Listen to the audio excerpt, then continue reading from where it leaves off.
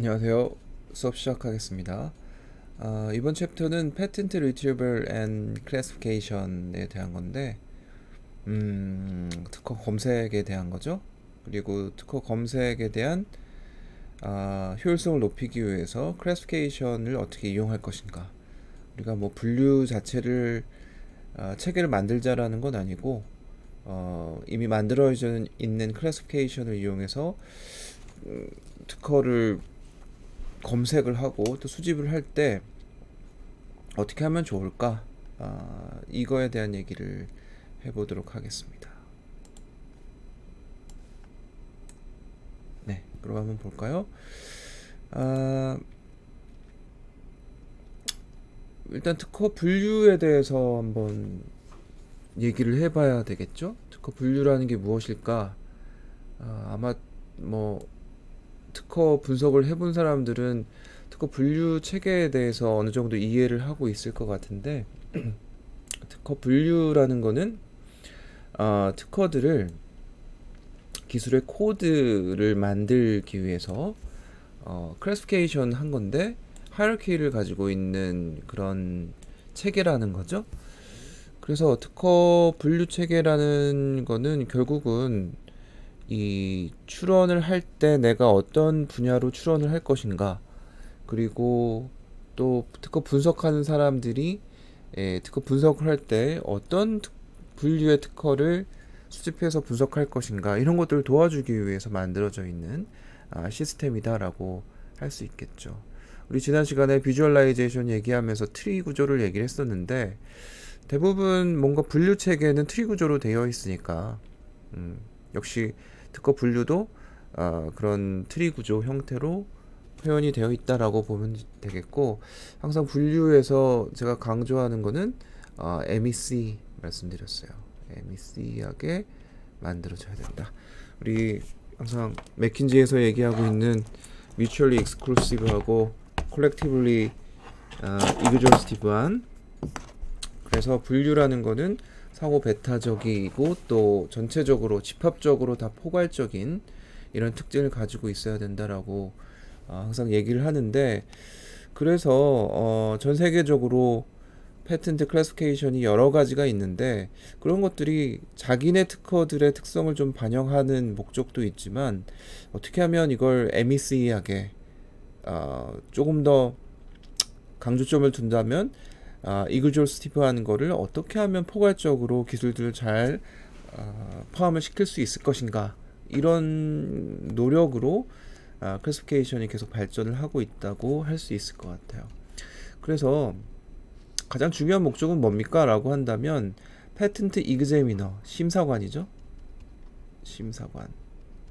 심사관이라고 하면 특허를 내면 출원자가 변리사의 도움을 얻어서 출원을 하게 되면은 그거를 이 특허가 어떤지를 평가를 해야 되지 않겠어요? 그래서 심사관이 이 특허의 뭐 신규성이나 진보성이나 산업의 응용성, 이런 것들 평가하게 될 텐데, 그거를 어사인을 해야 되지 않겠어요? 누가 이 출원된 특허를 평가할 것인가라는 거를 어사인을 해야 될 텐데, 이거 하기가 좀 어려우니까 특허청에서는 이거를 관리적인 목적으로 패턴트 이그제미너들을 어사인 하려고 하는 목적이 있을 거고, 또 두 번째는 분석하려고 한 사람이 서치를 할 때 어떻게 하면 효율적으로 서치를 잘 할 수 있을 것인가, 체계적으로 특허 문서를 우리 수집을 해서 분석을 해야 될 텐데, 그 서치를 하는 거를 조금 더 효율적으로 만들기 위해서는 특허 분류 체계가 있어야지 그런 것들을 할 수 있지 않겠느냐라는 거가 특허 분류의 목적이라고 할 수 있겠어요. 그래서 대부분 많이 쓰여지는 게 IPC겠죠? 거의 대부분의 나라들이 선택을 하고 있는 체계입니다. 와이포에서 당연히 만들었겠죠?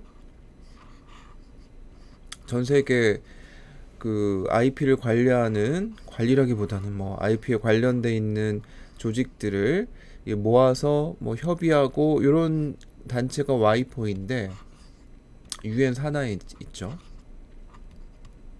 나중에 여러분들 조금 관심이 있으면 이런 국제기구에 가서 일도 하고 또 취업도 하고 이런 것도 한번 고려를 해보면 좋을 것 같아요. 재밌는 일이 많지 않을까요? 그래서 어쨌든 이런 IPC 기준을 와이퍼에서 만들어서 많은 국가들의 특허청에서는 이 국제 표준 분류 요거를 이용을 하고 있고, 최근에는 CPC라는 Cooperative Patent Classification이라는 게 나오기 시작을 했어요. 왜냐하면 여러 특허청마다 각각 그 특허 기준이 존재하고 있기 때문에 얘네들을 조금 일반적으로 만들어 보자라는 취지에서 CPC가 나오게 됐죠. USPTO는 자체적인 USPC를 가지고 있어요. 그리고 EPO도 이클라라는 그런 클래시피케이션을 가지고 있는데, 유럽은 IPC를 어느 정도 기반으로 해서 만들어 놓은 체제이기 때문에 IPC하고 그렇게 많이 다르다라고 얘기할 수는 없죠.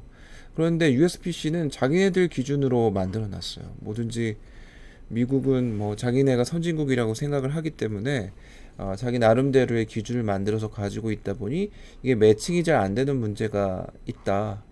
그래서 거기에서 일어나는 소요되는 비용 같은 것들도 항상 발생하기 때문에 이거를 CPC를 만들어서 조금 더 두 개의 상용화할 수 있는 공통의 클래시피케이션을 만들자라는 것과, 또 그냥 뭐 두 개를 겹친다라는 개념으로 끝나서는 안 되기 때문에 조금 인덱스하게, 그리고 새로운 분야 이런 것들을 좀 고려해서 만들어 보자라는 게 CPC고, 요즘 CPC를 많이 활용을 하고 있는 추세입니다. 거의 대부분 CPC가 들어가 있다라고 생각하면 될 것 같아요.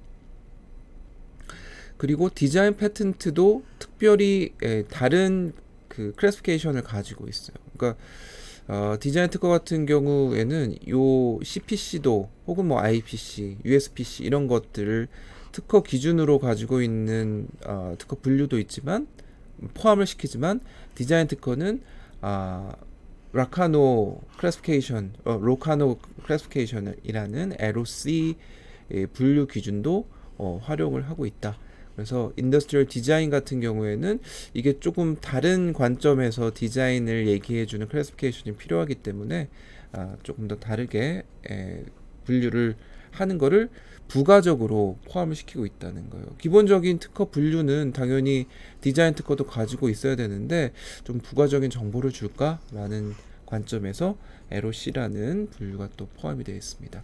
예를 들면 애플의 아이팟 같은 경우를 보세요. 아이팟에 대한 특허 명세 보면 디자인 특허죠. 그리고 얘들의 그 뭐 다른 거는 비슷해요.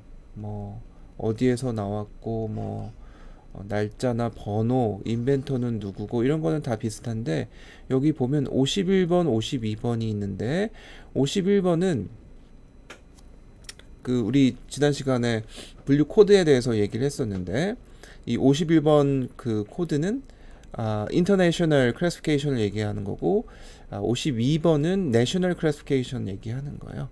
그래서 원래 여기에 들어갈 것이 뭐 IPC 같은 것들이 들어가야 되는데, 여기서는 디자인 특허이기 때문에 LOC 분류상 어디에 속하는가라는 게 LOC도 인터내셔널 클래시피케이션이라고 포함시키고 있기 때문에 51번에다 집어넣었어요.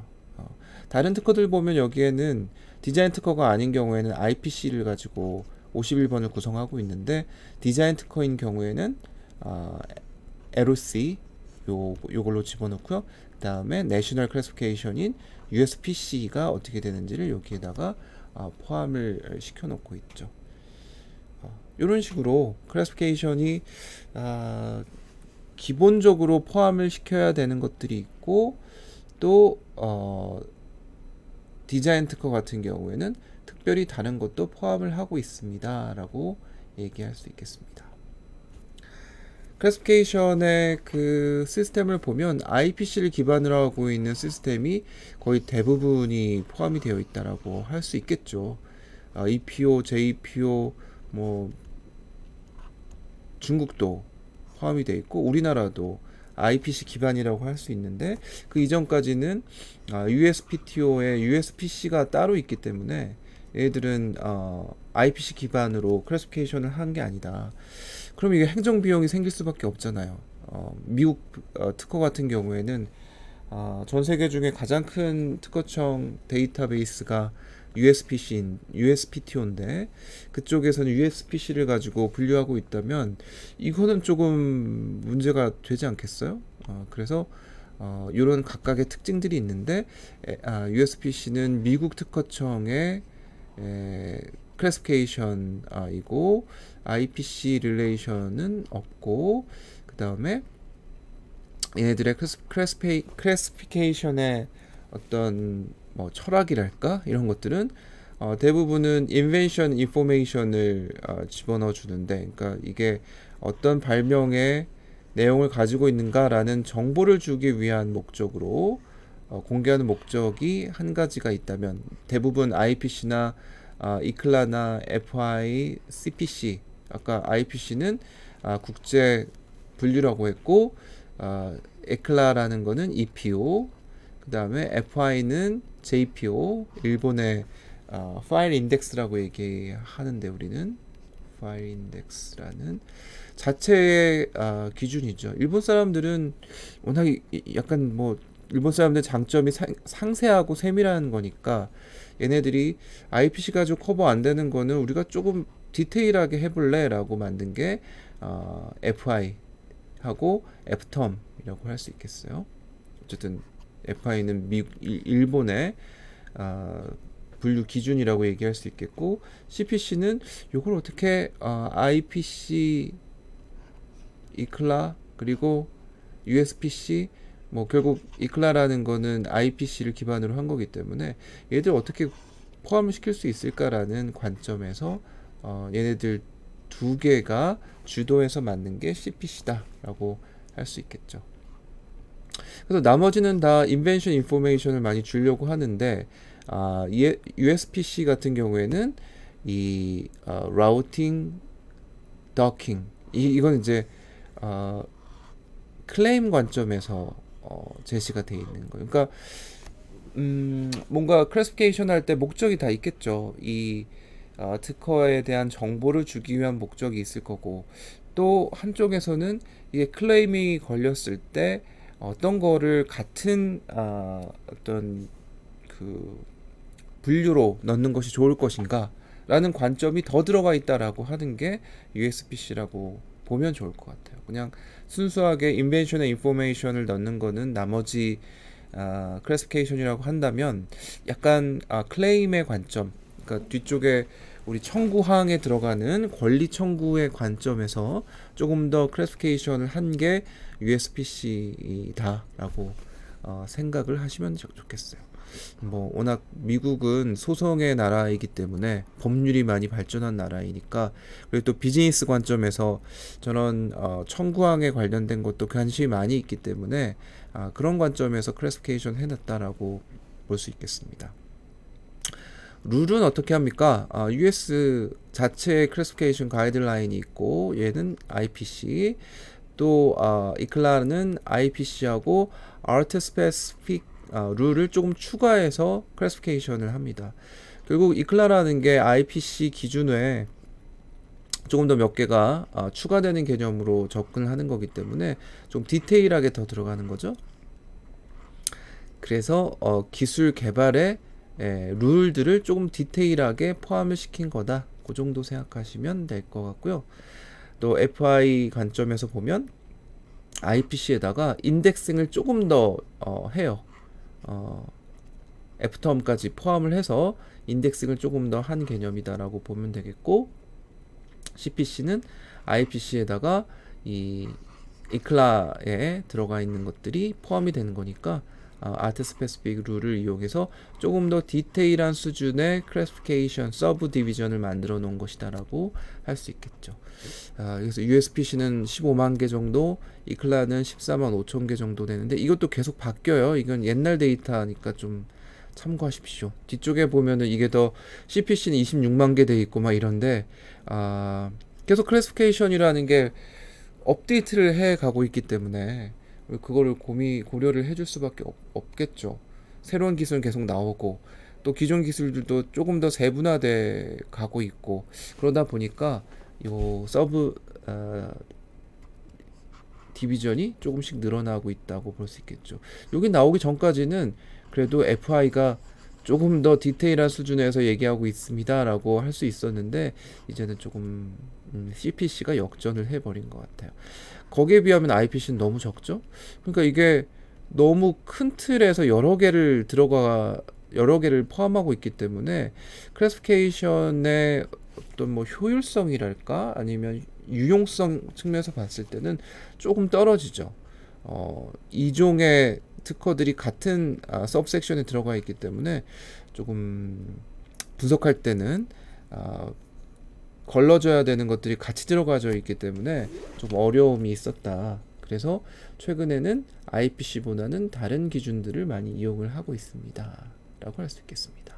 그래서 CPC는 USPTO하고 또 EPO 여기에서 클래시피케이션을 조인트리 만든 것이다 볼 수 있겠고 가장 목적으로 했던 거는 유니파이드 된 클래시피케이션 시스템을 만들고 싶었던 거겠죠.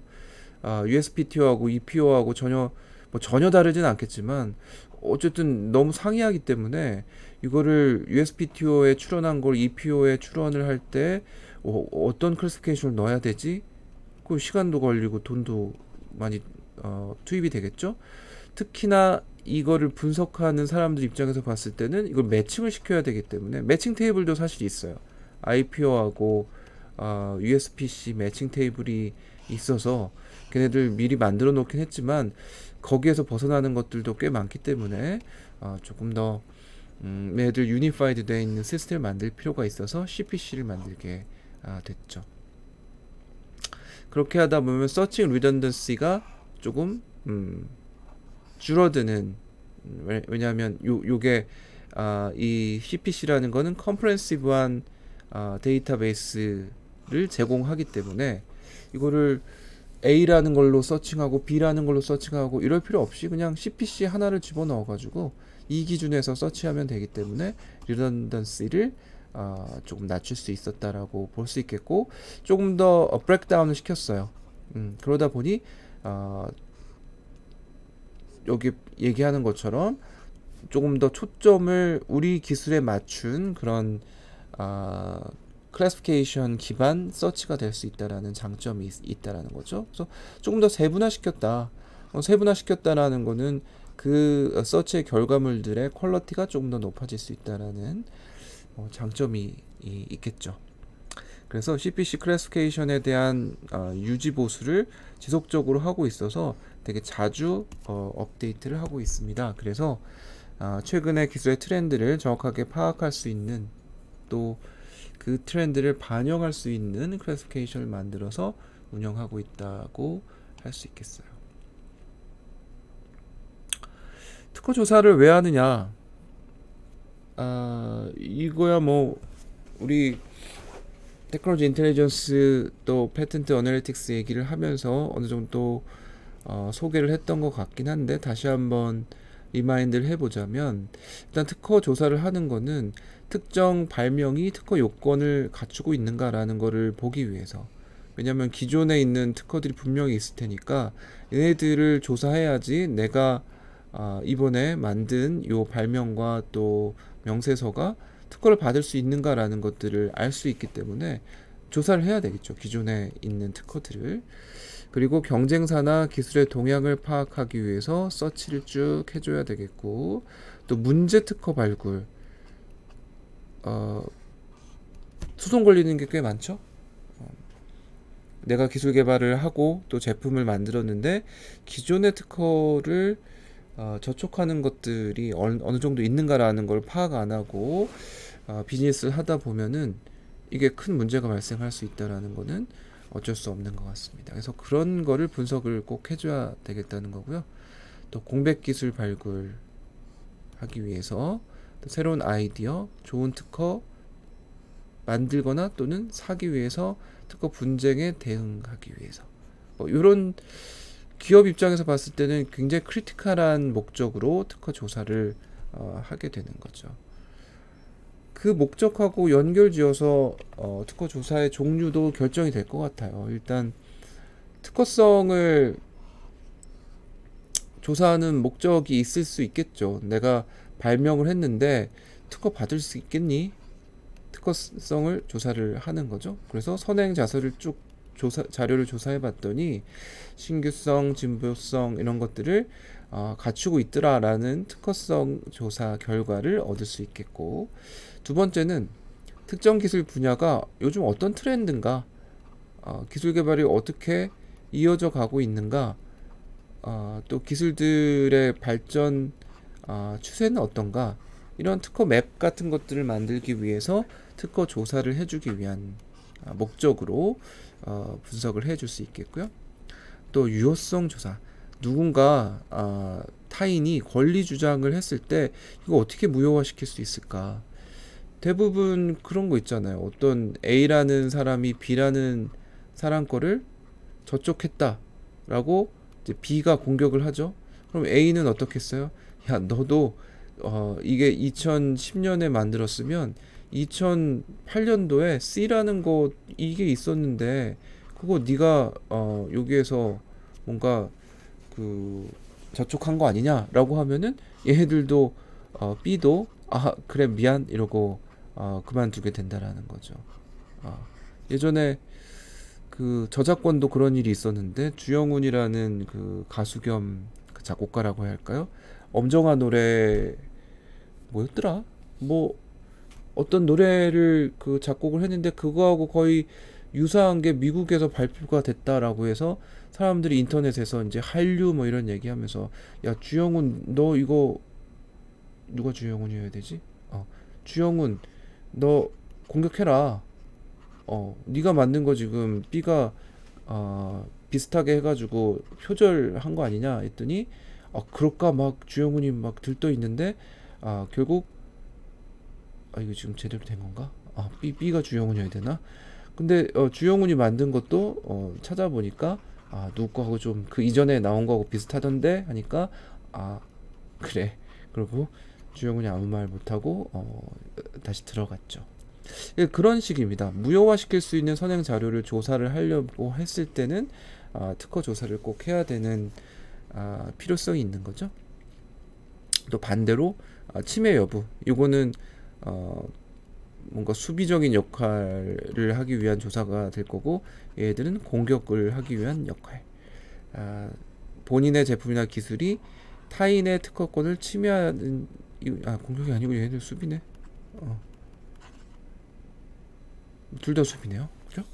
물론 침해 여부 조사라는 게 반대가 될 수도 있겠지만 우리의 그 특허권을 누군가가 침해하고 있는지라는 것도 또 보는 것이 될 수 있기 때문에 얘는 뭐 공격 내지 수비라고 얘기할 수 있겠습니다.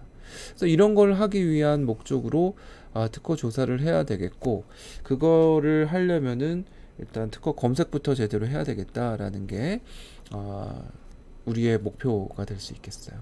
그래서 특허의 조사는 그게 기술적인 표현을 가지고 조사를 하는 경우, 특허 문헌에 기재되어 있는 기술 용어가 어떤 표현이냐라는 걸 보고 키워드를 분석하는 이런 방식이 있을 거고, 또 키워드를 분석하기 위한 목적도 있지만 키워드를 뽑아내서 이걸 가지고 적절한 문서를 찾아내기 위한 그런 특허 조사도 또 있을 수 있겠죠. 두 번째, 기술적 관점이라고 했어요. 표현은 키워드, 색인어 이런 거니까, 관점은 어떤 관점에서 특허들을 바라볼 것인가 라는 것으로 얘기한다면 특허 분류 코드를 이용을 하게 되는 거죠. 그래서 특허 문헌에 기재되어 있는 다양한 관점의 기술적 분류를 활용하는 것이라 볼 수 있겠고, 요게 이제 기술적 표현 관점에서 분석하는, 즉 키워드와 분류를 이용하는 게 우리의 조금 조사를 하기 위한, 그리고 특허 검색을 잘 하기 위한 팁이라고 할 수 있을 것 같아요.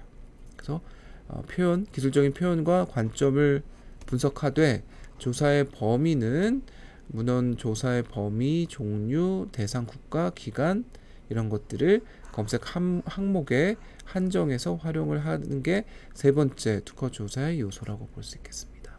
그래서 우리가 특허 조사를 한다라고 하면 키워드는 어떤 키워드를 이용하고 분류 코드는 어떻게 이용하고 또 우리의 분석의 범위를 국가 뭐 USPTO를 이용할 건지 아니면 JPO까지 활용할 건지 아니면 우리나라 것만 KPO 것만 이용할 건지 이런 대상 국가도 정하는 것들이 굉장히 중요하고 또 기간도 뭐 전체 기간으로 할 건가 아니면 최근 기간으로 할 건가 만약에 유망 기술을 분석하려고 했을 때는 최근 기술로 가져가야 될 거고 뭐 네트워크를 그린다라고 하면 전체 특허들의 관계를 분석하는 거기 때문에 그런 경우에는 기간을 조금 더 길게 잡아도 상관이 없을 수 있겠죠. 그래서 그런 관점을 세 가지를 3요소라고 우리 얘기를 하고 있어요. 특허 조사는 어떻게 할까? 우리 지금 수업 듣는 친구들 중에서도 어떤 친구들은 초급, 중급, 고급 이렇게 다 나눠질 수 있을 것 같은데 만약에 여러분들이 초급이다라고 하면 키워드 분석만 할 겁니다. 키워드를 입력해서 검색창에 특허 문헌을 조사하는 방식으로 진행하게 될 텐데 그런 경우에는 누락된 거나 노이즈가 발생할 가능성이 높아요. 키워드만 넣으면 꼭 찾아야 되는 건데 못 찾는 거, 또 찾아줬는데 이상한 게 찾아진 거, 이런 것들이 많이 나올 수 있겠습니다. 뭐 우리 흔히 타입 1 에러, 타입 2 에러 뭐 이런 얘기 할 텐데 그런 거에 적용이 되는 게 이런 케이스라고 볼 수 있겠고 그거보다 조금 발전됐다라고 하면은 키워드와 분류, 특허 분류 두 개를 조합해서 분석하는 경우가 있고 검색의 효율성이 조금 높아질 수 있겠다라는 거고요. 또 세 번째로 올라가면 고급이다라고 하면 야, 이 두 개만 이용할 게 아니고 F텀이나 FI 또 뭐 USPC나 에클라 이런 것까지 좀 포함해 가지고 다중 검색을 한번 해보겠다라고 하면 그거는 고급 검색자라고 얘기할 수 있습니다. 그러니까 IPC뿐만 아니라 다른 뭐 CPC 이것도 이용하고 또 F텀에서 나와 있는 아주 디테일한 그런 기술에 대한 뭐 표현, 테마 이런 것들 이용하게 되면 검색을 조금 리파인해서 할 수 있다라는 장점이 있을 거라는 거죠. 그래서 우리가 분석하는데 뭐 이 정도만 해도 기본적인 관련된 것들은 다 뽑아줘 올 수 있겠다라고 할 수 있을 것 같고 조금 더 덧붙인다면 고급 검색까지 하면은 조금 더 좋겠죠. 다만 검색된 거를 한번 스크리닝하는 과정은 꼭 필요한 것 같아요. 아무리 키워드와 분류를 잘 입력한다고 하더라도 나온 것들의 문제가 또 항상 생길 수 있기 때문에 뭐 쭉 보면서 영 얼토당토 안 한 거는 속아낼 수 있도록 해줘야 되겠죠. 그런 걸 인공지능으로 하면 얼마나 좀 좋겠어요? 이게 쭉 찾아봤는데 한 100개 찾았는데 100개가 다 잘 찾아질 수는 없을 테니까 그 중에 한 뭐 10개 정도 쭉 인공지능 학습시켜가지고 집어넣으면은 너는 제외돼야 될 애들 검색에서 전혀 필요 없는 그런 노이즈들 이것들을 걸러내면 뭐 누락된 건을 얘를 가지고 찾을 수는 없겠지만 적어도 검색된 거를 노이즈가 어떤 게 있다라는 거를 걸러내는 용도로는 인공지능이 활용을 될 수 있겠죠. 그런 연구도 조금 하면 좋을 것 같아요. 특허 조사는 일단 조사 준비를 좀 해야 되겠다.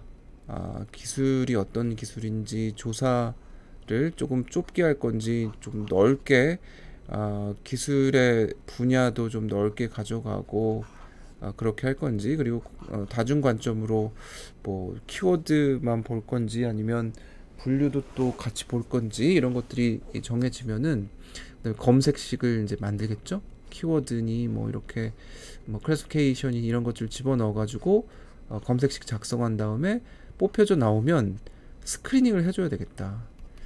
이게 인공지능이 할 수 있는 거 아니겠어요? 머신러닝이 이런 스크리닝을 텍스트 스크리닝, 도면 스크리닝, 유사한 문헌 발견 이런 걸 한번 걸러줘야 되는 것들을 사람이 하려면 다 읽어봐야 되거든요, 사실. 그리고 사람이 읽다 보면 오류도 많고 하기 때문에 그거를 어떻게 스크리닝 해줄 건가 이런 것도 사실 어려운 연구 주제는 아닐 것 같아요. 뭐 그런 걸 한번 해보면 좋겠죠. 그 다음에 검색식을 이제 보완을 하게 했죠. 검색식이 잘 됐는지 한번 보고 새로운 키워드를 추가할 필요는 없나 해서 조금 추가를 해보고 인용 문헌을 선정을 해주는 이런 식으로 진행을 할 수 있을 겁니다. 자, 그러면 키워드를 어떻게 정의를 할 수 있을까? 키워드라는 건 특허 기술 가장 잘 나타내는 핵심적인 기술이나 용어를 말하고요. 키워드는 먼저 뒤에서 얘기를 해야 되겠네요. 키워드 그럼 어떻게 정합니까? 그냥 선언적으로 정하는 것도 있을 거고, 또는 뭐 통계적으로 정하는 경우도 있을 거예요. 그 전문가의 의견을 받아들이는 경우도 있을 거고. 그래서 일단 키워드를 잘 정해서 검색을 잘 해야 되겠다라는 거고요. 키워드 조사할 때 키워드는 이제 검색하기가 쉽고 키워드 검색하면 되니까, 그리고 용어나 물질명, 물질 구조의 특징이 있는 경우에 활용하기가 좋다. 좀 그 키워드 자체가 특징을 반영을 하고 있으니까 그거를 이용해서 검색하면은 그것과 관련된 것들은 잘 걸러서 들어올 수가 있겠죠. 다만 이게 정말 핵심적으로 활용된 건지 아니면 그냥 백그라운드에서 언급을 하려고 문서에 집어넣었는지 이걸 우리가 잘 모르기 때문에 노이즈가 되게 많이 있다라는 거죠. 그리고 시스러스나 유의어를 고려하지 않으면은 누락권이 발생한다. 내가 찾고자 하는 게 LED인데 LED라는 말을 안 쓰고 다른 유사어를 쓰게 된다라고 하면 이런 단어들을 포함하고 있지 않은 문서는 검색이 안 되니까 그런 누락권들이 굉장히 많이 발생할 수밖에 없다. 그래서 그게 단점이 된다는 거고요. 적절한 용어가 없을 경우에도 사용하기 어렵다. 검색이 안 되는 문제가 있기 때문에 사용하긴 쉬운데 누락권이 조금 많이 발생하고 노이즈가 발생할 수 있기 때문에 요거 하나만 갖고 활용하기에는 조금 문제가 존재한다라는 거죠. 키워드는 다양한 속성을 지니고 있는데 키워드를 이제 결정할 때 이런 것도 좀 고려해서 결정하면 좋지 않을까라는 거예요. 왜냐하면 특허 문서에 기재되어 있는 기술 용어가 표준화가 안 돼 있기 때문에 자기가 그냥 알아서 쓰게 되고 그게 바로 데이터베이스로 들어가니까 데이터 자체가 정제돼서 만들어져 있지 않은 내용들이기 때문에 여기에 쓰여진 단어들이 정제가 안 돼 있다라고 하면 잘 찾기가 어려운 거죠. 그리고 또 변리사들하고 얘기를 해보면은 잘 검색이 안 되게 만드는 게 변리사의 역량이라고 얘기를 해요. 그러면 어떻게 찾겠어요? 그러니까 이거는 거의 숨바꼭질 같은 거죠. 어떻게 하면 변리사들은 잘 숨겨서 검색했을 때 우리의 특허가 사람들한테 잘 안 걸리게 만들 것이냐, 이게 하나의 뭐 능력이라고 얘기를 한다면 우리는 걔네들을 어떻게 하면 잘 찾을 수 있을까, 이런 머리 싸움을 해야 되기 때문에 쉽지 않은 얘기가 될 수 있겠습니다. 그래서 키워드의 표현의 다양성, 되게 축약적인 표현, 형태적인 표현, 기능적 표현, 의도적인 비표준 표현, 이런 것들을 막 피해가서 만들려고 하는 얘네들을 어떻게 하면 발견해내서 정확하게 찾아줄 수 있을까? 키워드의 성격별 분류, 기술적 주제, 발명의 구성 요소, 목적 효과, 이런 여러 가지 관점에서 특허들이 표현이 돼 있고 또 걔네들을 잘 찾아야 되는 게 맞는 얘기인데 어떤 키워드를 포함을 시켜보면 좋을까? 커버리지가 이런 여러 가지가 있기 때문에 키워드를 그냥 한쪽에서만 정하는, 그래서 누락되는 게 많이 생기면 안 되기 때문에 걔네들 어떻게 많이 포함을 시킬 수 있을까라는 게 중요한 이슈가 되겠죠. 대부분은 여기 앞에 있는 것에서 서치가 잘 되도록 만들긴 하는데 용도, 제품, 재료 이런 것도 되게 스페시픽한 특징들을, 특허의 특징들을 얘기해 주는 거기 때문에 이런 것도 또 포함을 시켜야 되지 않겠어요? 그리고 키워드의 의미상 분류, 넓은 의미의 키워드를 넣을 건지 좁은 의미의 키워드를 넣을 것인지, 뭐 신조어나 합성어 뭐 이런 것들을 어떻게 처리할 것인지 고민을 해야 될 거고, 또 핵심 키워드만 넣을 거냐 아니면 그것과 관련된 확장 키워드도 넣을 거냐, 이게 트레이드 오프가 항상 있기 때문에 여러 개의 키워드를 너무 많이 집어넣다 보면은 물론 뭐 AND로 할 건지 OR로 할 것인지에 따라서 좀 달라질 수는 있겠지만, 특허가 많이 검색이 안 되는 경우가 또 발생할 수 있다라는 거예요. 그래서 너무 스페시픽하게 하면은 잘 찾아지지 않을 수도 있기 때문에 또 브로드하게 해야 되는 경우도 있을 거고, 그래서 이런 특징들을 고려해서 여러 가지 관점에서 키워드의 조합을 결정을 해주는 게 필요합니다. 키워드의 선정 방법은 일단은 특허 내용을 요약을 한번 해보고 거기에서 꼭 필요한 구성 요소나 기술적 주제를 찾아낸 다음에 한번 선정이 되면 그것과 비슷한 동의어, 유사어, 외려 표기 이런 것들을 이용해서 키워드를 확장하게 되는 거죠. 그래서 특허성 조사할 때는 기술적 주제, 필수 구성 요소, 해결 과제 이런 것들이 특허에 출원된 것들을 얘들이 특허성이 있는가, 받아들여질 수 있는가라는 것들을 평가를 해줘야 되기 때문에 이런 것들이 신규성이나 진보성 이런 것들을 파악하는 데 중요하니까 요거를 반영할 수 있도록 키워드를 정해주는 게 좋겠다라는 거고, 특허 기술 분야 조사인 경우에는 해결 과제가 필요는 없겠죠.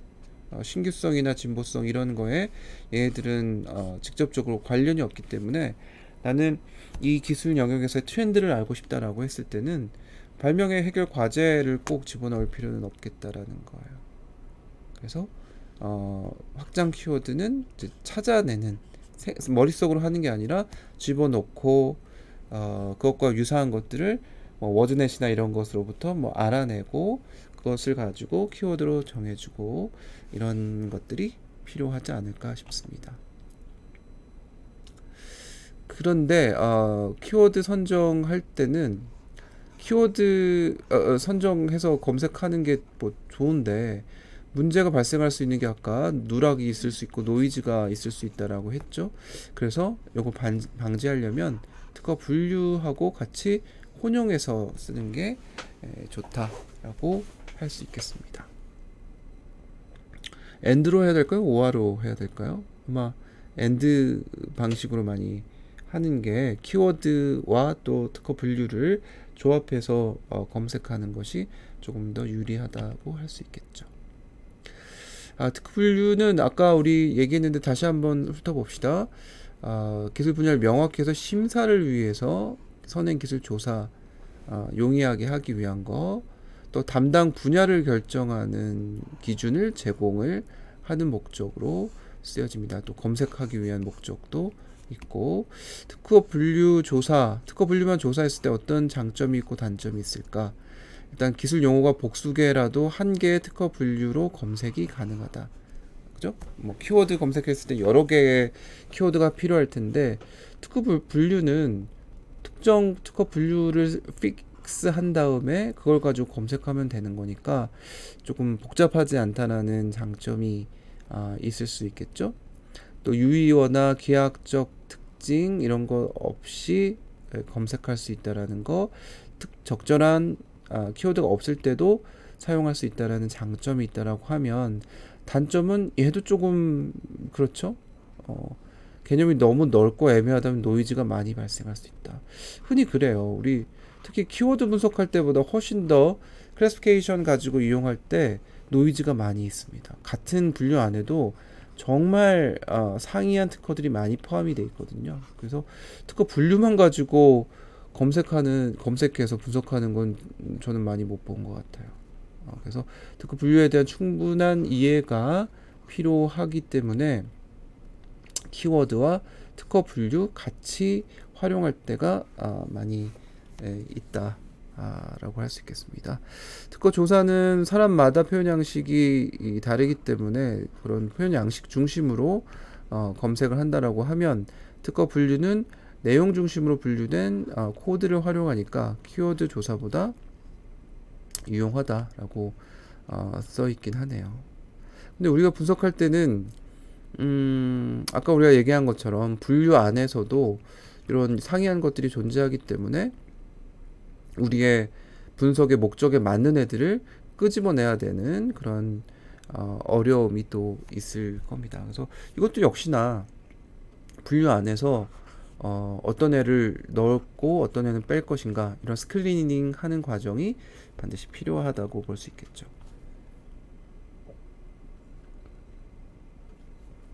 검색할 때 특허 분류를 먼저 뽑아내야 된다는 건데 어떻게 뽑아냅니까?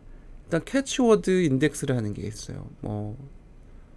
USPTO 웹사이트에 가보면은 캐치워드가 있어서 내가 캐치워드 인덱스를 이용하면 그것과 관련된 특허 분류를 찾아주게 되는 거죠. 그러니까 사전에 정의를 해놨어요. 사전에 정의를 해놔서 어떤 특정한 단어를 내가 클릭하게 되면 그것과 관련된 분류들이 쭉 뽑혀져 나오는 방식으로 검색을 할 수 있겠죠. 특허 분류를. 그런데 두 번째는 특허 분류 매뉴얼을 직접 검색하는, 매뉴얼을 검색한다기보다는 매뉴얼리 검색한다라고 하는 게 맞지 않을까 싶네요. 특정 키워드를 이용해서 관련된 특허 분류를 검색하는 방식이 이 매뉴얼 서치, 매뉴얼을 직접, 말이 이상한데, 매뉴얼 방식으로 라고 하는 게 낫지 않을까? 직접 검색하는 거, 이거는 사전에 정의되어 있는 거 검색하는 거 라고 할 수 있겠고, 통계적 어프로치는 핵심 키워드를 두세 개 입력한 후에, 검색한 후에 특허 문헌을 조사해서 가장 빈번히 발생하는 특허 분류를 통계적으로, 빈번히라는 말 안에는 통계치를 이용하겠다라는 말이 포함이 되어 있겠죠. 그래서 내가 몇 개를 입력해 가지고 문서들을 쭉 뽑아낸 다음에 공통되는 특허 분류가 어떤 게 있는가라는 걸 뽑아내게 되면 적절한 특허 분류가 이거구나. 그래서 나중에 검색할 때 그 클래시피케이션을 뭐 키워드하고 같이 뭐 엔드로 할 수 있게 이렇게 사후적으로 뽑아내는 방식이 statistical approach라고 할 수 있겠습니다. 예시를 한번 보면 캐치워드 인덱스라는 거는 가령 바이스클이다라고 하면 바이스클을 클릭을 하면 사전에 정의를 다 내려놨다라는 거야. 사전에 친절하게도 USPTO에서는 바이스클에 관련된 특허 분류는 바이스클 자체는 요거고 그것과 관련된 애들 다른 분류이긴 하지만 바이스클과 연결되어 있는 분류들은 요런 애들이 있습니다 라고 정의를 내려놓고 있다는 거고요. 이건 사전에 정의되어 있다는 거고, 만약에 내가 게임기를 입력해서 게임기와 관련된 특허 분류를 찾고 싶다 라고 한다면 이 검색창에 게임기를 치라는 거죠. 그럼 그 특허 분류상에서 게임기하고 관련되어 있는 특허 분류는 요런 것들이야 이렇게 서치를 해주게 되면 그러면 우리 검색할 때 얘네들 중에 어떤 분류를 가지고 검색어에다가 넣을 것인가 라는 거를 결정해 준다라는 거고, 이거는 자기가 스스로 하는, 이건 사전에 정의되어 있는 거고 이건 스스로 검색을 하는 거라고 볼 수 있겠고, 이거는 특허 분류 자체에서 검색을 하는 거죠. 특허 분류에 대한 명칭 또 설명 이런 것들 서칭을 해가지고 리스트업을 해준다라고 한다면 그 다음 거는 좀 노력이 많이 들어가는 거예요. 내가 통계적인 접근법을 이용해서 애프텀을 한번 찾아보자. 가령 발명의 명칭에서 핵심 키워드를 검색해서 쭉 찾아냈다, 리스트업이 됐다라고 하면 걔들 하나하나 들어가 봅니다. 일본 특허청에는 이 특허 분류를 조금 디테일하게 해놨다라고 했어요. FI라는 인덱스, 파일 인덱스하고 또 애프텀도 다 정의가 되어 있기 때문에 얘들을 여러 개를 한번 쭉 찾아봤더니 내가 이건 뭘로 찾았을까? 뭐 쿨링이라는 걸로 찾았을까? 뭐 입력을 했을 때 뽑혀져 나와 있는 특허들의 이런 특허 분류 혹은 애프텀 이런 것들 쭉 봤더니 공통적으로 계속 많이 나오는 예를 들어서 뭐 쿨링이라는 걸 쳤는데 한 10개가 나왔는데 10개들 뭐 다 볼 수도 있고 한 5개 정도만 봤더니만 공통적으로 나오는 특허 분류가 있었네. 그러면 이 쿨링이라는 거하고 관련돼 있는 클래시피케이션은 이런 거구나 라는 걸 가지고 검색에 적용을 하는 방식으로 진행을 하기도 합니다. 뭐 세 가지 다 활용을 하는 것 같아요. 일단은 그 프로세스별로 앞에서 얘기한 것처럼 캐치워드를 한번 활용해 보고 내가 검색도 한번 해서 이런 식으로 리스트업을 한번 해보고 그 다음에 찾아진 거 가지고 몇 개를 집어넣어서 특허 분류도 뽑아내게 되면 걔네들을 가지고 종합적으로 특허 분류의 리스트를 결정을 해주게 되면 되겠다라는 거죠.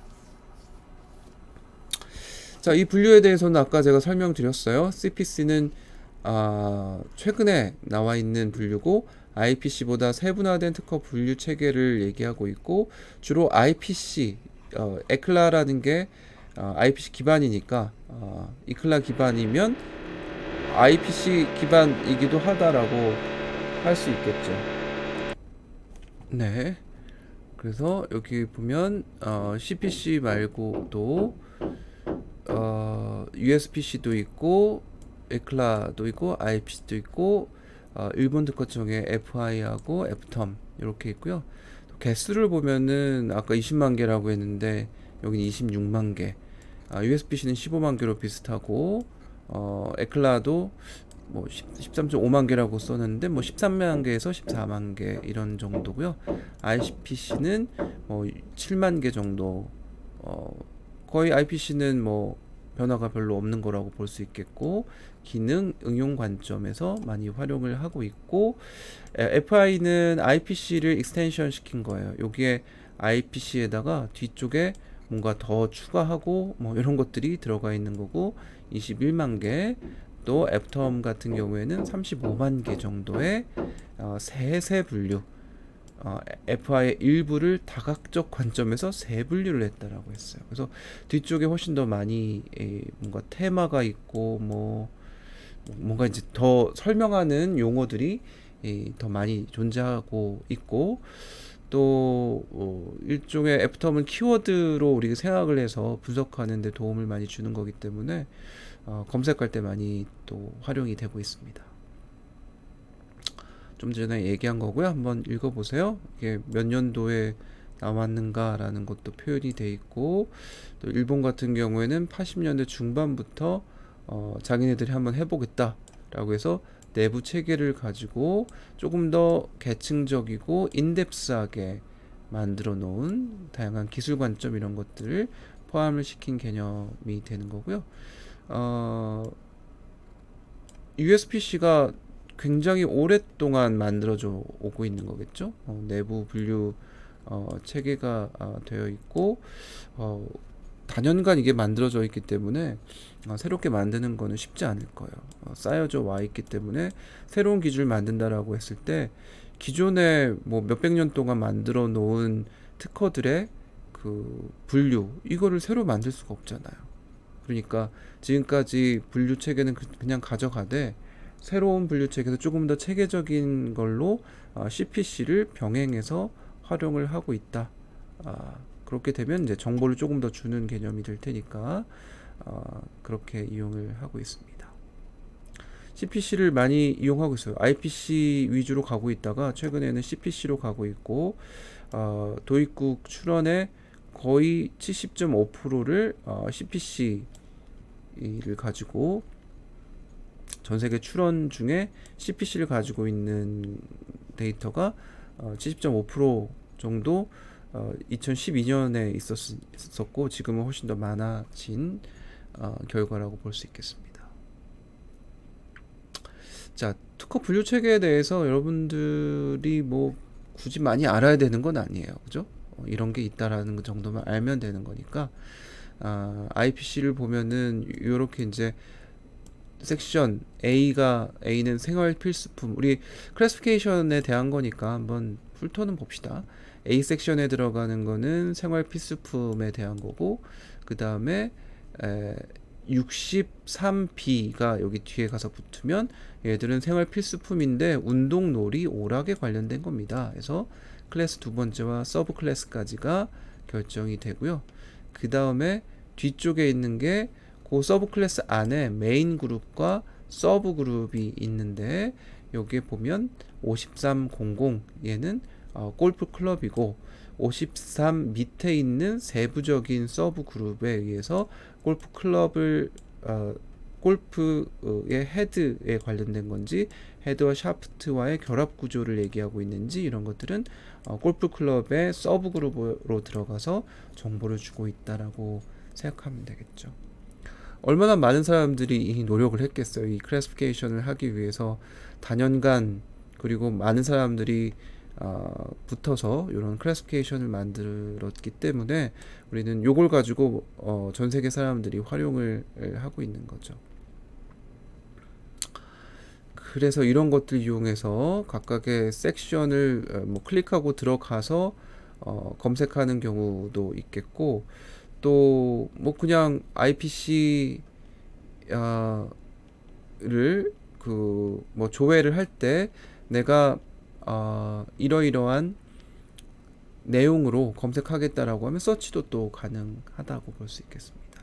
IPC도 3개월 주기로 개정이 되기는 해요. 그래서 프로그램 다운로드 받아서 조회할 수 있도록 만들어져 있지만 IPC를 요즘은 많이 이용하는 추세는 아닌 것 같고 FI, FTOM 두 가지를 일본 독자적으로 활용을 하고 있는데 FI는 IPC 기반이기 때문에 IPC 일단 가져갑니다. 그런데 이거보다 조금 더 디테일한 수준에서 분류를 해주는 거기 때문에 전개 기호라는 숫자 3자리와 또 분책 식별 기호라는 영문자 한 자리 요걸 집어넣어서 표현을 해주고 있죠. 그래서 여기 앞에 게 IPC 기호다라고 하면 여기에다 전개 기호를 하나를 집어넣어서 조금 더 세분화된 형태로 여기 IPC가 있으면 여기서 FI 기준은 조금 더 여기 밑에 세분화된 기준 그리고 그 밑에 조금 더 그 전개 밑에서 조금 더 식별할 수 있도록 밑으로 더 내려가 있는 그런 기호로 얘기를 해주고 있죠. 일본 독자 분류 관점에서 FTOM도 이거는 진짜 관점이라는 거를 많이 집어넣고 있어요. 그래서 테마 코드란 주제 코드라는 걸 집어넣었다는 자체가 뭔가 어떤 관점에서 보겠다라는 거를 분류 관점이 아니고 기술과 기능 관점 또는 효용 관점, 활용 관점 이런 것들을 집어넣었다고 할 수 있겠죠. 전자 게임기라는 테마를 가지고 있다라고 하면 이 전자 게임기라는 테마에 관점을 집어넣고 거기에 값을 집어넣었어요. 그래서 얘는 CA라는 거는 입력 수단이라는 관점이겠죠. 그리고 거기에 광을 이용한다라고 하면 입력 수단 중에 여러 가지가 있을 텐데 그 중에 8번이 광을 이용한다라는 관점을 얘기해 주는 거고 또 이 기술이 그러니까 하나의 기술을 이쪽에서도 보고 이쪽에서도 보고 이쪽에서도 보는 거예요. 그래서 얘는 입력 수단 관점에서는 광을 이용하고 있다.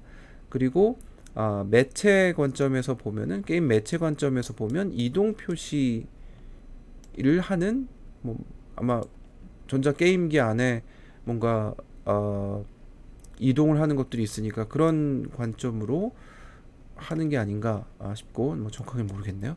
그 다음에 게임 내용 관점에서 보면 얘들은 사격 게임에 관련된 거다. 이게 게임 내용에 관련된 그런 관점일까요? 그래서 내용, 수단, 매체의 형태, 형태, 수단, 내용 이런 여러 가지 관점에서 아주 디테일한 수준에서 정의를 내려놓고 있기 때문에 우리가 어떤 하나의 기술 파악을 하거나 혹은 검색하거나 할 때 이런 디테일한 내용들이 있으면은 훨씬 더 검색이 용이하기 때문에 쓰임새가 되게 많이 있다고 볼 수가 있겠습니다.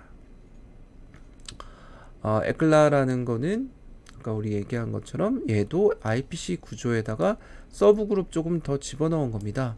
그래서 여기가 IPC다라고 하면 조금 더 디테일하게 들어가 있는 수준을 여기에다가 표현을 해 준 거고, 얘네들은 서치 심사관이 분류하기 때문에 얘네들이 정확하게 분류되는 신뢰성이 되게 높은 그런 데이터다. 요 정도 아시면 되지 않을까 싶네요. 미국 특허 분류는 앞에서 얘기한 뭐 A가 섹션이 나오고 뭐 이런 거 없이 그냥 바로 숫자로 들어가요. 클래스로 나눠 놓고 그 세부 서브 클래스 이렇게 구분을 지어 놓고 있죠. 그래서 349다라고 하면 리퀴드 크리스탈 셀즈라는 요런 클래스고, 그 밑에 106이니까 컬러 필터에 관련된 기술입니다 라고 표현을 해주는 거죠. 그러니까 미국 특허청은 되게 깔끔합니다. 깔끔하게 번호를 쭉 나열해 놓고 서브 섹션으로 나눠 놓고. 일본은 어때요? 되게 복잡하고 지저분하죠? 항상 축구 게임 할 때도 보면은 일본은 이렇게 티카타카를 많이 해서 뭔가 빌딩하는 거를 좋아하고 섬세한 거를 좋아하는데, 미국도 그렇고 우리나라는 어떤 축구라고 해야 될까요? 뻥축구? 뭔가 단순하죠? 그런데 일본은 참 복잡한 나라예요. 여러분들 일본 뭐 연구자들이나 또는 친구들 있으면 되게 뭐랄까 미묘한 부분들이 좀 많이 있죠. 그런 국가마다 특징이 특허청의 이런 시스템에도 반영이 되어 있네요.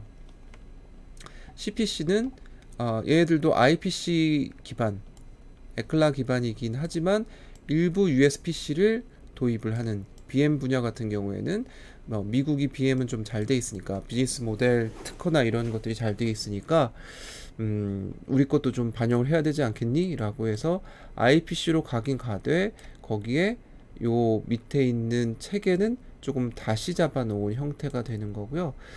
오리진 IPC 에클라를 메인 트렁크로 가져가되, IPC에서 ICO라는 거는 유럽 특허청이 사용하는 보조 분류 인덱스인데, 그거를 조금 더 인덱스하게 활용을 하고 있다라고 할 수 있겠죠. 그런데 거기에 IPC를 그냥 가져다 쓰는 경우는 밀러드라고 해놨고, 기존 분류 조금 더 세분화시켜서 브레이크다운 시켜서 포함을 시켜준 거, 요런 조금 더 많이 브레이크다운을 시켰죠.